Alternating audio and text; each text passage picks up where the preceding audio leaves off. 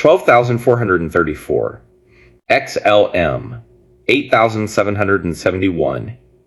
HBAR. Write those two numbers down, because almost nobody in this space actually knows them, and the ones who think they know them are working off numbers that are already dead wrong.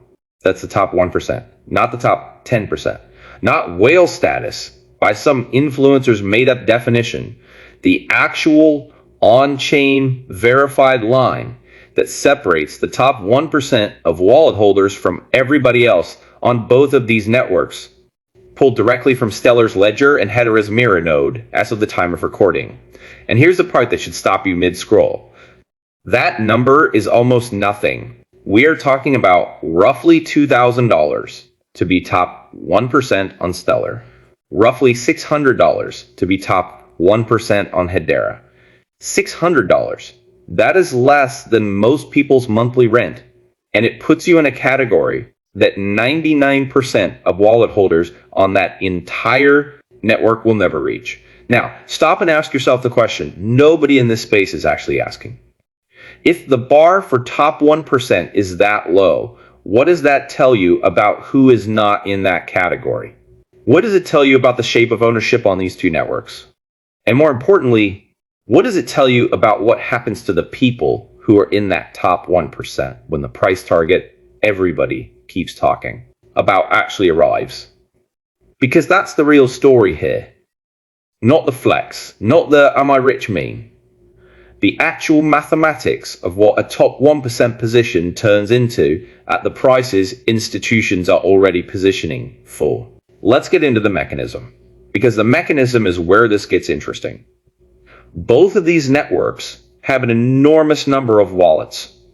Stellar sits at just over 10.8 million total accounts.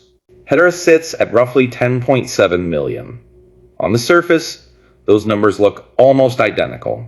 And if you stopped there, you'd assume the two networks have similar ownership structures. They do not. Not even close.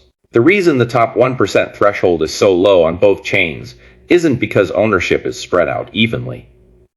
It's because there is a colossal tail of mere empty wallets dragging the percentile line down toward the floor. On Stellar, over 10.2 million wallets, that is 95% of all accounts, hold under 1,000 XLM. On Hedera, the number is even more extreme. Over 10.5 million wallets hold under 1,000 HBAR. That's about 98% of every account on the entire network, sitting in what the data trackers literally label the shrimp tier. So when you hear top 1%, don't picture a tight competitive bracket where you need 6 figures to break in. Picture the opposite. Picture a mountain with an almost infinitely wide base of dust wallets. Exchange dust, failed airdrops, test accounts, abandoned positions from 2018, and a genuinely small number of wallets that actually hold anything meaningful. The 1% line isn't hard to reach because the wealth is spread out. It's easy to reach because almost nobody on these networks holds a real position. That is the thing nobody is asking about. And it is the single most important fact in this entire video. Here's where it gets uncomfortable for a lot of people watching this. If $600 in HBAR or $2,000 in XLM makes you top 1% and you don't hold that much, you are not early, you are not positioned, you are somewhere in that shrimp tier with 10 million other wallets, most of which will never accumulate enough to matter regardless of what price target gets hit. That's not me being harsh. That's the on-chain data being harsh. The floor for meaningful ownership on both of these networks is lower than almost anyone assumes, which means the ceiling for what separates in the game from not in the game is a lot closer than the influencer hype accounts want you to believe. Now, let's talk about who is actually above that 1% line, because that's where the real story lives. On Stellar, 18,024 wallets sit in that top 1% bracket. On Hedera, 107,870 wallets, almost identical wallet counts. But the supply those wallets control is where the two networks diverge hard. On Stellar, the wallets holding 5 million XLM or more, 301 wallets total, control 80.3% of the entire supply. On Hedera, the wallets holding 5 million HBAR or more, 8.7 wallets, control 83.1% of supply. Read that again. Under 500 wallets on each network control the overwhelming majority of everything that exists. The top 1% threshold might be cheap to reach, but the distance between top 1% and top 0.1% is where the actual concentration lives, and that gap is enormous. To get into the top 0.1% on Stellar, you need 113,774 XLM. At today's price, that's roughly $19,600. On Hedera, the top 0.1% threshold sits at 133,161 HBAR, about $9,100.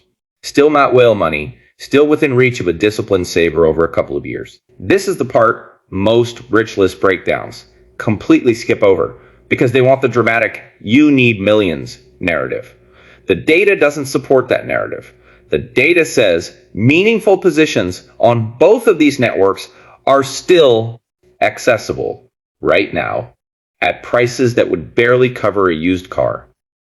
Push one level deeper. Top 0.01%. The true elite tier. The wallets that show up on every rich list screenshot that goes viral. Requires 985,000 XLM on Stellar. Worth around $170,000 on Hedera. It's 1,436,000 HBAR, worth about $98,000. This is where you're finally talking about serious capital.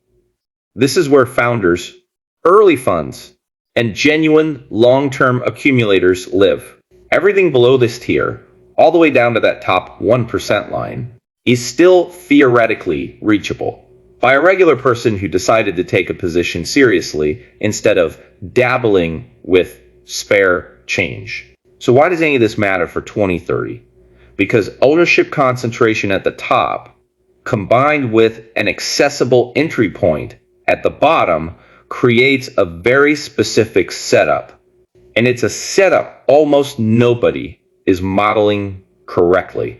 Let's do the milestone math, because this is where the video earns its keep. Take the top 1% position on Stellar. 12,434 XLM bought today for roughly $2,146. Now run that position through price targets that are already being discussed in serious institutional analyst circles for real-world asset settlement rails by the end of the decade at $1 per XLM, a price that Stellar has already touched in prior cycles, and one that would still leave it well under many major payment rail competitors. That top 1% stack is worth $12,434. At $5, it's $62,170. At 10, a number that sounds aggressive. Until you remember what this network is being built to settle, that same top 1% position is worth $124,334. From $2,000 entry to six figures without adding a single additional cent, purely on price appreciation to levels that are within the range. Serious analysts are already floating for a functioning settlement asset moving institutional volume. Now run the same exercise on Hedera. Top 1% is 8,771. HBAR bought today for around $601. At $1 per HBAR, that position is worth $8,771. At $3, a target that would still leave HBAR below where several of its governance council partners have priced comparable infrastructure tokens in prior valuations. That stack is worth $26,313. At $5, it's $43,855, from $600 to nearly $44,000, again without adding a single additional token. This is the part that should make you sit up. We are not talking about needing to be a whale. We are not talking about needing millions of capital sitting in cold storage since 2017. We are talking about a $1,000 to $2,000 entry point, held through a realistic institutional adoption curve. producing life-changing outcomes for people who are currently sitting outside that 1% bracket and don't even realize how close they are to it. Here's the uncomfortable follow-up question, and it's the one that separates people who actually think about this from people who just want a number to screenshot. If the entry point is this low and the supply above it is this concentrated, what happens to the people who are actually in that 1% bracket when adoption actually forces price discovery? Because concentration cuts both ways. A market where 301 wallets control 80% of Stellar's supply, or 487 wallets control 83% of HBR, is a market where supply available to new buyers is thin. When institutional volume starts actually settling through these rails, and both networks have real, live use cases already routing transactions through them, right now, the wallets that already hold position don't need to sell into that demand. They can just sit, and when large concentrated holders sit instead of sell, price discovery happens fast because the float available to absorb new demand is smaller than the headline circulating supply suggests. This is the mechanism that turns a $600 position into $44,000. It's not hype. It's not a meme. It's simple supply and demand mathematics applied to a market structure that's already sitting right there in the on-chain, data-verified, time-stamped, impossible to spin. Let's talk about circulating supply for a second, because this matters more than people give it credit. Stellar currently has 34.2 billion XLM in circulation out of 50 billion max supply, 68.5% of everything that will ever exist, already out and trading. Hedera is further along at 43.8 billion HBR, circulating out of its 50 billion. 87.6% already released. That difference matters. Hedera has less new supply left to enter the market going forward, which means less future dilution pressure on any price target scenario. Stellar still has 16 billion XLM left to release under the Stellar Development Foundation's mandate, which means there is a structural overhang that has to be accounted for in any long-term price model. Neither of these facts get discussed on the rich list, the threads that go viral, because they don't fit in a screenshot. But if you're actually trying to figure out which network's top 1% position compounds harder by 2030, this is exactly the kind of detail that separates a real thesis from a guess. Now here's where the two networks genuinely diverge in what they're built for, and why that matters for which one's top 1% bracket benefits more from institutional flow specifically. Stellar's entire architecture is optimized for cross-border payment rails and asset tokenization at the rail level, moving value between currencies and jurisdictions cheaply and fast. Hedera is positioned differently, with its governance structure built around enterprise-grade throughput and a council of some of the largest corporations on the planet, steering network direction and real-world asset settlement use cases. Both of these are ISO 20022 aligned. Both are built to interact with the messaging standards that traditional finance is migrating toward right now. Not eventually. Right now. That alignment is why serious money treats these two assets differently than it treats the average altcoin. It's also why the top 1% bar on each of these networks isn't just a vanity metric. It's a proxy for who positioned early enough to be sitting on supply before that institutional volume actually starts moving through the rails these networks are built for. So here's the actual answer this video promised you.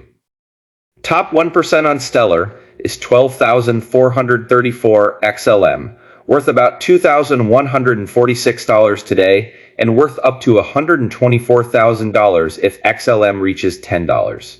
Top 1% on Hedera is 8,771. HBR, worth about $601 today, and worth up to $43,855 if HBR reaches $5. Those are not lottery numbers.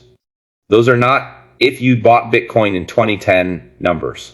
Those are entry points that are sitting right there, right now, verified on-chain, available to anyone watching this who decides to actually take the position seriously instead of scrolling past it. But here's what I actually want you to sit with after this video ends. Under 500 wallets control the overwhelming majority of supply on both of these networks. The top 1% bar is shockingly low to clear. And the institutional rails both of these assets were built for are already live, already routing real value, already ISO aligned with the exact messaging standards banks are migrating to. So the question isn't whether the top 1% of holders on these networks do well if adoption plays out the way the infrastructure suggests it will. The question is this: with the entry point this accessible and the supply this concentrated, why are you still on the outside of that bracket? And what exactly are you waiting for? This video is for educational and informational purposes only.